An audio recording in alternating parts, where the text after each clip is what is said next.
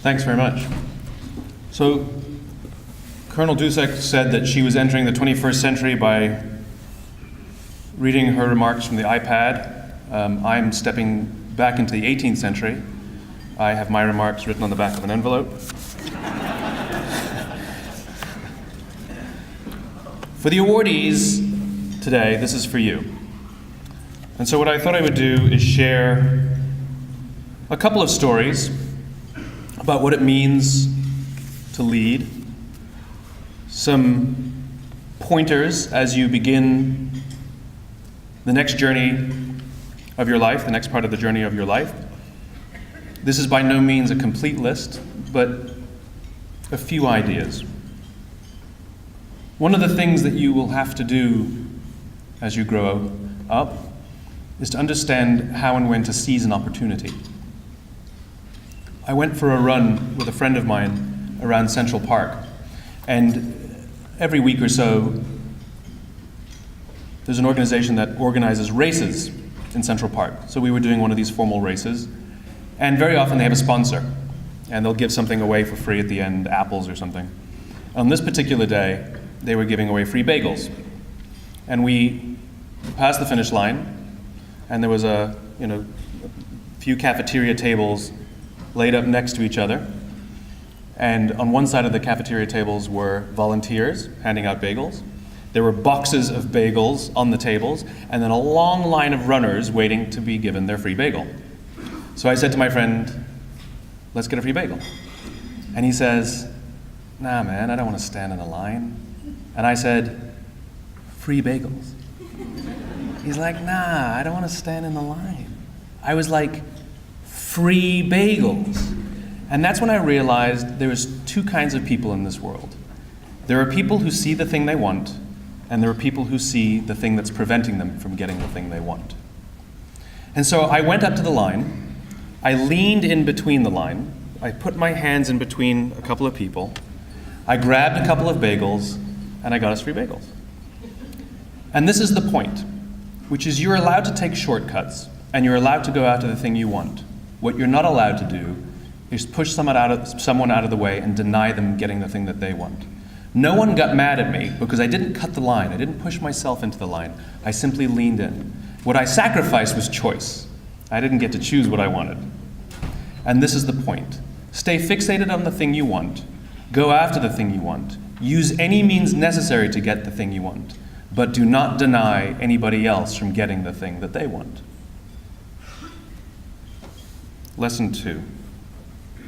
Tell the truth. It's the most important thing you can ever do.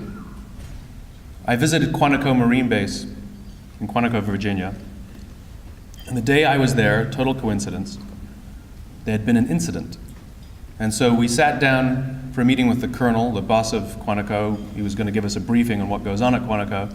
And he showed up a few minutes late. You know it's a big deal when Marines show up a few minutes late. And he apologized. He said, I'm terribly sorry I've been dealing with this incident. We're considering throwing one of our Marines out of OCS, in other words, throwing them out of the Marine Corps. And I thought, this must be serious. I mean, to get thrown out of the Marine Corps. So I said, what did he do? Thinking he broke, what crime did he commit? And the colonel said, he fell asleep on watch. And I said, that's it?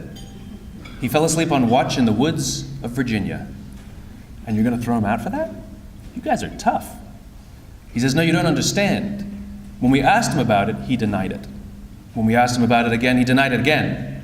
And only when we gave him irrefutable proof did he say, quote, I want to take responsibility for my actions.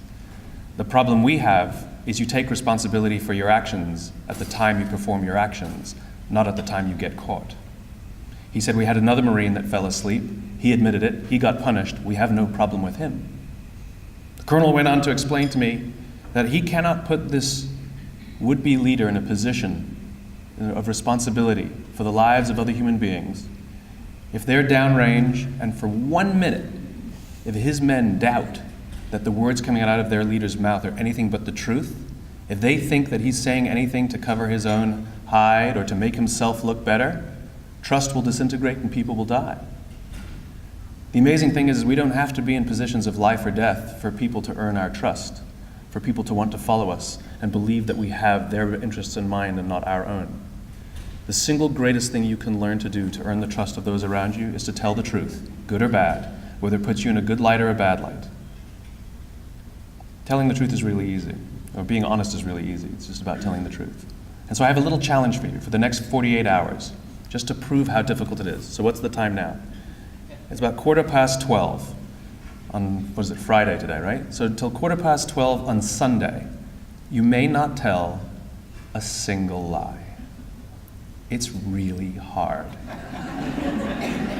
Because we're conditioned to tell lies. It's not always a bad thing. Somebody gives you a birthday present and you think it's the ugliest thing you've ever seen. And they say to you, "Do you like it?" Do you say no? Or do you say, "Thank you, I love it," which is a lie? So you have to find other nice ways of saying things. If somebody says, "Do I look fat in these jeans?" You don't say, "Yes." You say, "I like the other ones on you better." The point is, for the next 48 hours, try not telling a lie. Number 3, ask for and accept help. The biggest mistake people make is thinking that they have to know all the answers, or thinking if they don't, that they have to pretend they do. One of the biggest failures of most leaders is the belief that their leadership credibility comes from their intelligence. It doesn't.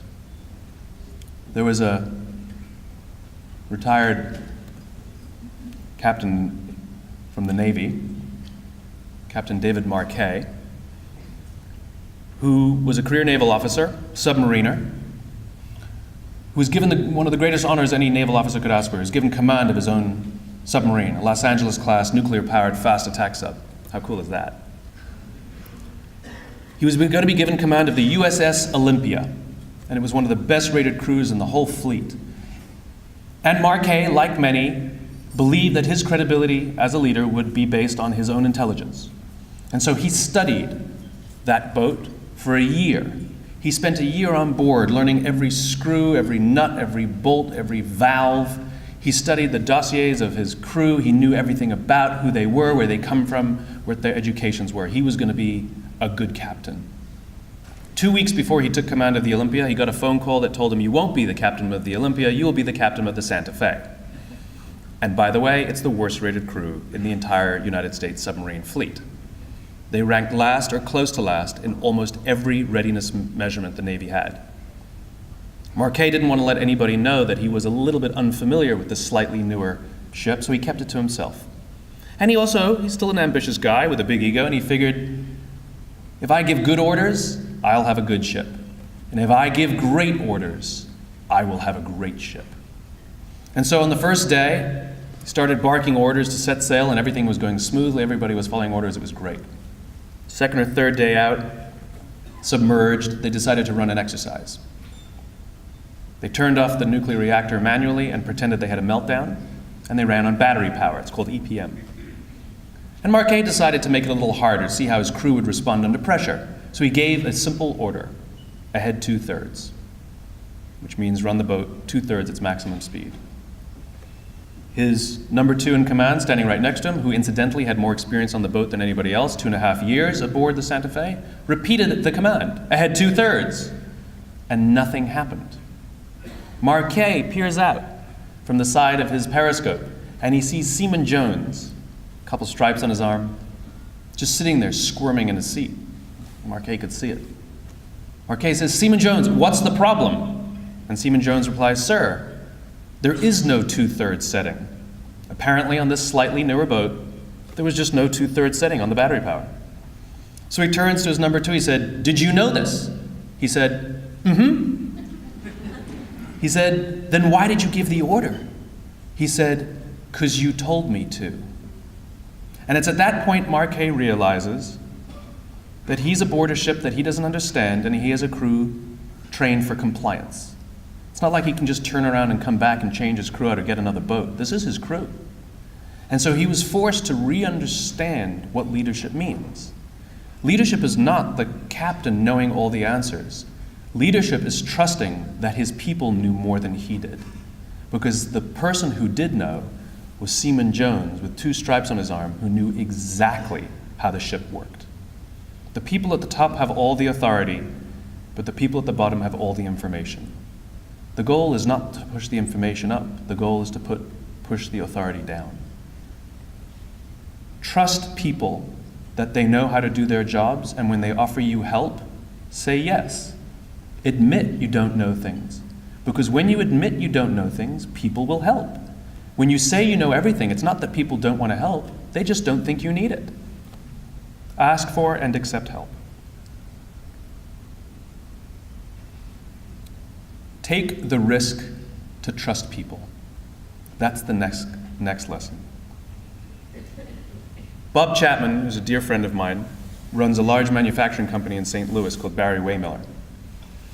Historically, in factories in this country, we treat management differently than we treat the people who work on a factory floor. For example, if you work in management and you need supplies, you go to the supply cabinet, you open it up, you take out pens and papers or whatever you need. If you work on the factory floor, you ask permission to go to the supply cage that's kept under lock and key so that someone else can sign out stuff that you may need. If you work in management, if you're going to be home late from work, you pick up the phone, you call your kids, you tell them you're going to be home late. If you work on a factory floor, you ask permission to go to the payphone to call your kids to tell them you're going to be home late. And it creates this division. We think that because someone doesn't have a college education that they're untrustworthy. Nonsense. And so Bob took the risk of trust without any fanfare, without running any studies, without asking for anything in return. He simply ordered that all the locks be removed from all the cages and that people could sign out their own equipment if they wanted it. He took the risk of trust. He got rid of all the payphones and put in company phones that anybody could use at any time. He got rid of all of the whistles that indicate when somebody should start work, when they should take a break, and when they should stop work. He figured if in management they know when to start their jobs, on a factory floor people know when to start their jobs. We don't need to blow whistles. He took the risk of trust, asking for nothing in return. Morale went up, theft went down. Because when we trust people, they rise to the occasion. And when we don't trust people, they rise to the occasion. Leadership means taking the risk of trust even if it goes the wrong way, because you'll be responsible for when something doesn't go right. This is one of the fun things about leadership. When everything goes right, you give the credit away. And when everything goes wrong, you take all the responsibility. That's what it means to lead. This is my favorite story of all. Remember who you are. There was an Undersecretary of Defense who was giving a speech at a large conference of like 1,000 people. And he was recently retired. So he was the former undersecretary, one of the former undersecretaries of defense. And he was standing on the stage giving his speech, his prepared remarks, and while he was talking, he was taking a sip out of a cup of coffee he had in this styrofoam cup. And he sort of looks down and smiles and interrupts his prepared remarks. And he says, last year I was the secretary, as the undersecretary. And I spoke at this exact same event in this exact same venue last year. Except last year, while I was still undersecretary, they flew me here business class. They had a car waiting for me to take me from the airport to the hotel. Someone had already checked me in and escorted me up to my room. The next morning I came downstairs, there was someone waiting for me in the lobby, and they took me to this same venue. They took me in the back entrance, they took me into the green room, and they handed me a cup of coffee in a beautiful ceramic cup. He says, I'm no longer the undersecretary. I flew here coach. I took a taxi from the hotel to the airport. I checked myself in. This morning, I took another taxi to the same venue. I walked in the front door. I found my way to the backstage. And when I asked somebody, do you have any coffee? He pointed to the coffee machine in the corner. And I poured myself a cup of coffee into this here styrofoam cup. He says, the lesson is, the ceramic cup was never meant for me. It was meant for the position I hold. I deserve a styrofoam cup. We all deserve styrofoam cups. As you become more successful, as you do well in life, you will be afforded many advantages. People will call you sir and ma'am. They'll carry your luggage. They'll hold doors open for you. They will bring you a cup of tea without you even asking for it. But it's not meant for you. It's meant for the position you hold. And when you move on, they will give all those things to the person who replaces you. Never, ever forget that you only ever deserved a styrofoam cup. Go forth and do well. Thank you very, very much.